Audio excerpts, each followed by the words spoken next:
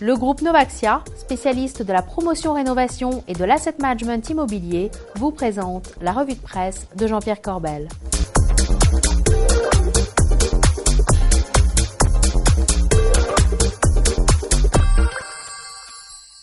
Bonjour, c'est mardi et c'est la revue de presse avec Jean-Pierre Corbel. Jean-Pierre, bonjour. Calimera, Bogdan, allez, on commence par la Grèce. Une fois n'est pas coutume avec cet article sur Boursorama. Regardez, monsieur Chaubleu, il est très énervé. Il parle de Grexcident. Ça n'est pas une marque de dentifrice, Bogdan. Il nous dit que le Grexcident, ça serait la contraction entre un Grexit, la sortie de la Grèce, et un accident. Il est très, très énervé, monsieur Chaubleu. Et il est vrai que les Grecs jouent un petit peu avec le feu, avec les Allemands. Alors, on peut le dire, et c'est pas bon, hein. Streng Verboten, je vous l'ai déjà fait. Hein. Monsieur Tsipras a donné mardi son feu vert au Parlement pour qu'il étudie le paiement par l'Allemagne de ces fameuses dettes de guerre nazies de la Seconde Guerre mondiale. Alors, ce qui a été quand même très impressionnant, c'est la Voulie. Vous savez ce que c'est, la Voulie? Oui, la Voulie. La Voulie, c'est le Parlement grec. Eh bien, applaudissements debout. On imagine bien l'esprit européen, là. Hein. Vous voyez le truc? Vous le sentez bien? Ouais. Oui, justement, la Grèce. Aujourd'hui, plus personne n'en a peur, surtout pas les marchés financiers. La question est de savoir si on ne mettrait pas un petit peu la poussière sous le tapis avec cette histoire. La poussière, elle est peut-être sous le tapis, Bogdan. En tout cas, tout va bien. Par ailleurs, au-dessus du tapis, hein, puisque regardez le CAC la semaine dernière, 5000 points, on l'a bien vu, hein, l'euro qui est passé sous le dollar 0,5 et même Goldman Sachs, le Madame Irma de la finance, nous dit que l'euro ira à 0,80, figurez-vous, avant 2017. Donc c'est une bonne nouvelle. C'est une dévaluation massive quand même. En tout cas, tout le monde ne semble pas persuadé de l'histoire. Et regardez cet article sur BFM. L'Islande veut sortir, ne veut pas rentrer, ne veut pas sortir, ne veut pas rentrer dans l'Europe. Ça fait peur. Reykjavik a mis fin à un processus qui datait de 6 ans quand même. C'est quand même bizarre un pays qui ne veut pas rentrer dans l'euro, non? J'en ai pas dormi du week-end. Oui, ça vous incroyable. Bon, en tout cas, côté français, tout va bien. C'est l'alignement des planètes comme l'aiment à dire nos spécialistes. Effectivement. Alors regardez cette une de Challenge, François Hollande, qui affirme qu'il ne changera pas, ça c'est dit, il ne changera pas de politique, malgré certainement une déroute électorale, effectivement. Alors pour l'instant, le pays bénéficie d'un retour du cycle. Ça, il l'avait annoncé, François Hollande, quand même. Hein. Mais bon, mais quand même. Alors, Mario Draghi, Super Mario, Magic Mario, nous dit que c'est bien beau d'avoir un QE qui permet tout ça, un quantitative easing, mais qu'il faudrait faire des réformes. Or, on n'en fait pas. D'ailleurs, on se fait taper sur les doigts, Bogdan, par Bruxelles et par... Oui, refaites-le. Taper sur les doigts par Bruxelles. Vous adorez, vous aimez ça, quand je vous tape sur les doigts. Et par Pierre Moscovici, quand même. On n'est pas à l'abri d'un truc rigolo, quand même. Hein. Oui, alors quelle réforme? On parle de quoi exactement? Regardez, là, Challenge continue les réformes. Il y a des propositions. Alors, Michel Pébreau, tout le monde le connaît, propose de retarder les départs à la retraite pour réduire la dépense publique. Ça sont les propositions du patronat. Deuxième proposition, Christian Saint-Etienne, moduler la fiscalité en fonction des investissements, s'ils sont productifs ou non. Mais ça, on l'a déjà fait. C'était le rapport Berger-Lefebvre. Et puis, troisième proposition, baisser les charges sociales. Forcément, baisser les charges sociales, c'est pas facile à dire. Et faciliter les licenciements. Vous voyez bien que sur ces trois réformes, on n'aura jamais de majorité et que ça ne pourra pas marcher. Donc, pas de réforme en France, on ne sait pas ce que ça va donner.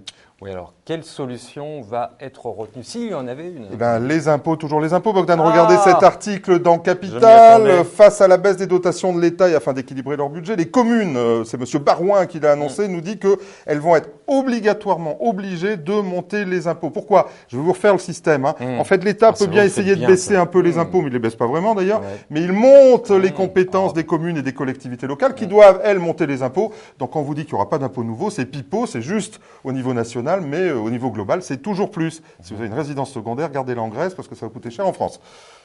Alors vous qui donnez des cours à l'OREP, j'aimerais bien vous voir en cours quand vous faites ça. Vous aimez que je fasse ça? J'adore, c'est bien. Les cours à l'OREP. Voilà. Bon, alors il s'est passé quelque chose de très intéressant aussi, c'est Aristophile. Et oui, vous en avez des manuscrits anciens, vous? Non, vous n'avez pas ça. Bon, d'accord.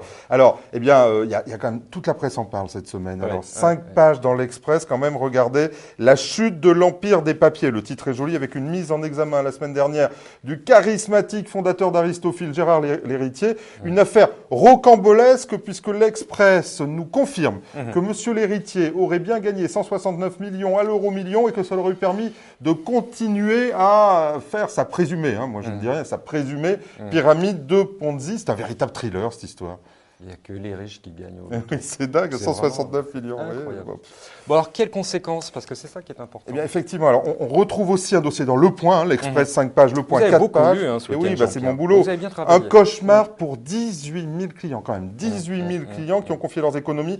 On parle d'un montant global de 750 millions en valorisation, mais en réalité, le fonds pourrait valoir, d'après les experts, et mettons des guillemets dans tout ça, 20 fois moins. Alors, on imagine ce que ça donnera. On se souvient que notre ami Jean-Pierre Rondeau avait alerté toute la profession sur cette affaire. Alors justement, les associations professionnelles, elles ne pouvaient pas agir avant? Eh bien, la réponse est non. Alors je les ai interrogés, figurez-vous, Bogdan, pourquoi elles ne pouvaient pas le faire?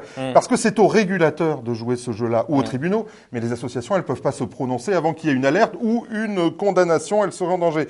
Aristophil n'a jamais été inquiété avant maintenant par le régulateur ni par les tribunaux. Et puis il y avait les meilleurs experts de la place qui disaient qu'effectivement les manuscrits valaient bien cette valeur. Alors en réalité, je me suis aussi renseigné, il y aura forcément quelques CIF, quelques conseillers, mais très peu, puisqu'en réalité, c'est quelques-uns par association, parce qu'en réalité, ce sont des réseaux captifs de la maison qui vendaient ça. Qu'est-ce qu'ils ont été faire là-dedans? Alors, en revanche, la question se pose de savoir si les indépendants ne doivent distribuer que des produits qui sont régulés. Et le débat est ouvert sur le sujet. On va en parler beaucoup dans les mois qui viennent. Bon, le sujet qui fâche. On va passer plutôt aux bonnes nouvelles de la semaine. Allez, un top. Oui, j'ai un top super. Allez. Avec DNCA. Ce sont des amis, une maison de la place Vendôme qui a un nouvel actionnaire. C'est nos voisins. Mais oui, un nouvel actionnaire qui s'appelle Natixis. Ça, tout le monde le sait. Et alors, regardez, une très belle page. Je crois que c'est dans Le Point, non, dans Challenge, pardon, où Natixis dit deux choses. Il dit, on va ouvrir à DNCA notre réseau international. Donc ça, c'est que de la chance. Mais on va respecter son indépendance et son esprit boutique. Et ça rassure tout le monde. Et surtout, ça va permettre à DNCA de continuer son ascension. On l'espère. Enfin, en tout cas, on les salue, sont des amis. Et c'est une véritable success story. Regardez comme ils sont beaux. Allez, pour terminer, juste pour rire. Allez, on reste pas Vendôme. Oui, regardez. Oui. Et regardez, alors j'ai trouvé dans la presse la nouvelle pub de Carmignac. Alors c'est pas un juste pour rire parce que ce sont des amis et je ne veux pas me moquer, mais regardez, un espèce de couteau avec une plume. J'ai pas bien compris l'image. Bon. Alors on voit bien le slogan. Le slogan, c'est le risque qui fait décoller le rendement, c'est la plume ou qui peut les amputer les rendements si il est mal géré, le risque. Mais un couteau à plume, alors je sais pas si c'est pour sous les bras nous faire rire, un truc comme ça. Mais en tout cas, vous me faites rire, Jean-Pierre. C'est déjà ça. Je trouve que c'était assez amusant. Je comprends pas bien le sens. En tout cas, respect Carmignac, les perfs. Et sur la com, bon, peut-être. En tout cas, merci Jean-Pierre. C'était Malaisie avec la plume. Quant à moi, il ne me reste plus qu'à vous remercier et à vous donner rendez-vous mardi prochain. Et je vous rappelle que mardi prochain, nous serons au congrès de la Chambre des indépendants du patrimoine puisque nous serons le 24 mars. Donc, d'ici là, gardez-vous bien quand même.